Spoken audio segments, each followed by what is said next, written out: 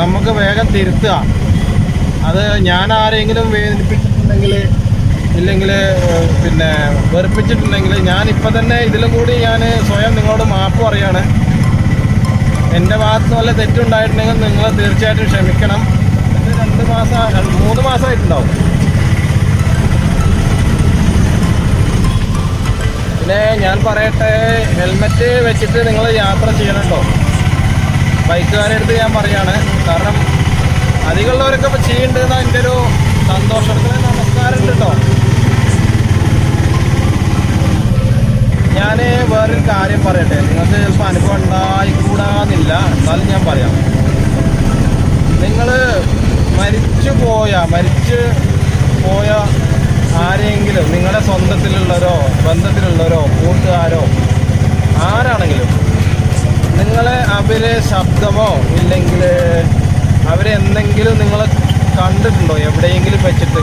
അതായത് സ്വപ്നത്തിൻ്റെ കാര്യം പോട്ടെ, അത് പിന്നെ ബോധ മനസ്സല്ല, അത് നമ്മുടെ ഉപബോധ മനസ്സാണ് നമ്മൾ അങ്ങനെ ചെയ്യിപ്പിക്കുന്നത്. അപ്പോൾ നിങ്ങൾ എവിടുന്നെങ്കിലും അങ്ങനെ ശബ്ദം കേട്ടിട്ടായിട്ട് വല്ല ഇത് ഓർമ്മയുണ്ടോ? ഞാൻ കേട്ടിട്ടുണ്ട് കേട്ടോ. പറയാൻ കാരണം എന്താ വെച്ച് കഴിഞ്ഞാൽ, മിനിഞ്ഞാന്ന് എൻ്റെ വല്യമ്മയുടെ മകൻ അറ്റാക്കായിട്ട് മരിച്ചുപോയി. അപ്പോൾ തിങ്കളാഴ്ച ഞാൻ അമ്പലത്തിൽ രാവിലെ തൊഴുകാൻ പോയപ്പോൾ അവിടെ ഉണ്ടായിരുന്നു വീട്ടിൽ. അപ്പോൾ അങ്ങനെ ഓരോ കാര്യങ്ങൾ സംസാരിച്ചു. അപ്പോൾ എൻ്റെ അടുത്ത് പറഞ്ഞു, ഞാൻ ബുധനാഴ്ച വീട്ടിലേക്ക് വരാം, ഈ വരുള്ളൂ എന്ന് പറഞ്ഞു. പിന്നെ വൈകുന്നേരം ഞാൻ അറിയണത് മൂപ്പില് അറ്റാക്കായിട്ട് മരിച്ചു എന്നാണ്. ഇത്രയേ ഉള്ളൂ മനുഷ്യൻ്റെ കാര്യം കേട്ടോ. അപ്പോൾ വേറൊരു കാര്യം കൂടി ഇതിൽ പറയട്ടെ. നിങ്ങൾ ആരോടെങ്കിലും ശത്രുത അല്ലെങ്കിൽ വൈരാഗ്യം മനസ്സിലുണ്ടെങ്കിൽ, ദേഷ്യം ഉണ്ടെങ്കിൽ, നിങ്ങൾ അവരോട് ചെന്ന് സംസാരിക്കാം. എൻ്റെ കയ്യിൽ നിന്ന് തെറ്റുണ്ടെങ്കിൽ ക്ഷമിക്കുക എന്ന് മാത്രം പറഞ്ഞാൽ മതി.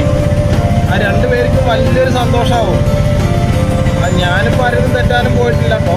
പക്ഷേ നിങ്ങളിൽ ആരെങ്കിലും ഉണ്ടെങ്കിൽ നിങ്ങൾ സംഭവിക്കാതിരിക്കട്ടെ ആർക്കും. പരസ്പരം നമുക്ക് ബഹുമാനത്തോടെ സ്നേഹത്തോടെ നമുക്ക് ഒന്നായിട്ട് ജീവിക്കാം. പക്ഷെ അങ്ങനെ ഉണ്ടെങ്കിൽ നിങ്ങൾക്കത് പിന്നീടത് വലിയൊരു വേദനയായിട്ട് വരും. പിന്നീടാണ് നിങ്ങൾ അവരെ ശബ്ദം കേൾക്കാനും ഇല്ലെങ്കിൽ അവരെ കാണാൻ നിങ്ങൾക്ക് തോന്നുകയൊക്കെ ചെയ്യാം.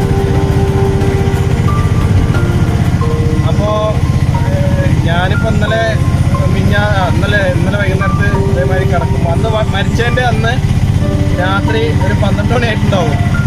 മൂപ്പരിങ്ങനെ ചുമച്ചിട്ട് ഇറങ്ങി വരുന്നൊരു സ്വഭാവമാണ് മൂപ്പർക്ക്. അപ്പോൾ ചുമച്ചുകൊണ്ട് ഇങ്ങനെ ഇറങ്ങി വരിക ഒരു 12 മണി എന്തായാലും ആയിട്ടുണ്ടാവും. അപ്പോൾ പേടിയൊന്നും തോന്നില്ല. പക്ഷേ മൂപ്പരോട് എനിക്ക് സംസാരിക്കണം എന്നൊരു ആഗ്രഹം ഉണ്ടായിരുന്നു. പക്ഷെ അത് പിന്നെ ഞാൻ പുറത്തേക്ക് പോകുന്നത് ശരിയല്ലല്ലോ. അപ്പോൾ അങ്ങനെ ഒരു അനുഭവം എനിക്ക് ഉണ്ടായി ശരിക്കും പറഞ്ഞാൽ. അപ്പോൾ നിങ്ങളിൽ അങ്ങനെ ആർക്കെങ്കിലും ഒരു അനുഭവം ഉണ്ടെങ്കിൽ നിങ്ങളൊന്ന് പറയണം കേട്ടോ. നമ്മളൊക്കെ മനുഷ്യന്മാരാണ്. ഈ കാണുന്നവരും വീഡിയോ എടുക്കുന്നവരും എല്ലാവരും മനുഷ്യന്മാരാണ്. അപ്പോൾ ഇത് ഒരു ഷോർട്ട് കട്ടാണ് കേട്ടോ. അതായത് ഇതിലൂടെ അധികം ബൈക്കുകളാണ് വരിക. ബൈക്കുകൾ അതേപോലെ ഓട്ടോ. അത്രയും ബുദ്ധിമുട്ട് ടൗണിലൂടെ അത്രയും ബുദ്ധിമുട്ട് വരുമ്പോൾ മാത്രം ഇതിലൂടെ വാഹനങ്ങൾ വരാറുണ്ട്. ഇതൊന്ന് ശരിക്കൊന്ന് നേരെയാക്കിയാൽ ഒന്നുകൂടി ഉഷാറാവും. ഇപ്പോൾ ആരോടും പറഞ്ഞിട്ട് കാര്യമൊന്നുമില്ല. പിന്നെ വരുന്ന വാഹനങ്ങളെയും കൂടി നിങ്ങൾ ശ്രദ്ധിക്കണം കേട്ടോ. അവരെങ്ങനെയാണ് വരുന്നതെന്നുള്ളതൊക്കെ. അപ്പോഴാണ് നിങ്ങൾക്ക് പിന്നെ ഡ്രൈവിങ്ങിൻ്റെ കാര്യത്തിലൊന്ന് കുറച്ചുകൂടി പറയാൻ പറ്റുള്ളൂ. ഇതിലധികം കൂടുതലും ബൈക്കുകളാവും വരിക. എന്നാൽ പിന്നെ ഞാൻ നമ്മുടെ മണ്ണാർക്കാട് മുനിസിപ്പാലിറ്റി അടുത്തൊരു കാര്യം പറയാം. എന്നാൽ ഇതിവിടെ ഫുള്ള് ബൈക്കുകൾ വിട്ടാൽ മതി ഇങ്ങനെ പോകണമെന്ന് പറഞ്ഞിട്ട്. അങ്ങനെയൊക്കെയല്ലേ ട്രാഫിക് ബ്ലോക്ക് കമ്മിയാക്കുക.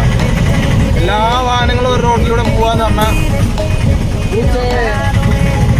എല്ലാ വാഹനങ്ങളും ഒരു റോഡിലൂടെ പോകാറുണ്ട്. അത് ശരിയായ രീതിയല്ല.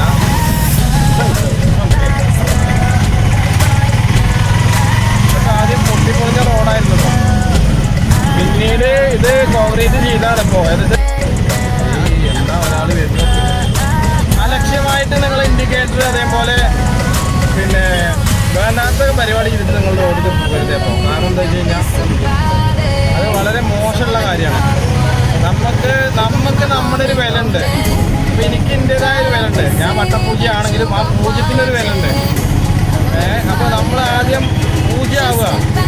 നമ്മളൊന്നുമില്ലാത്ത ഒരാളായിട്ട് തന്നെ നമ്മൾ ഭൂമിയിൽ നിൽക്കണം. അപ്പോൾ റോഡിലാണെങ്കിലും അപ്പോഴാണ് നമുക്കൊരു റെസ്പെക്റ്റ് കിട്ടുള്ളൂ.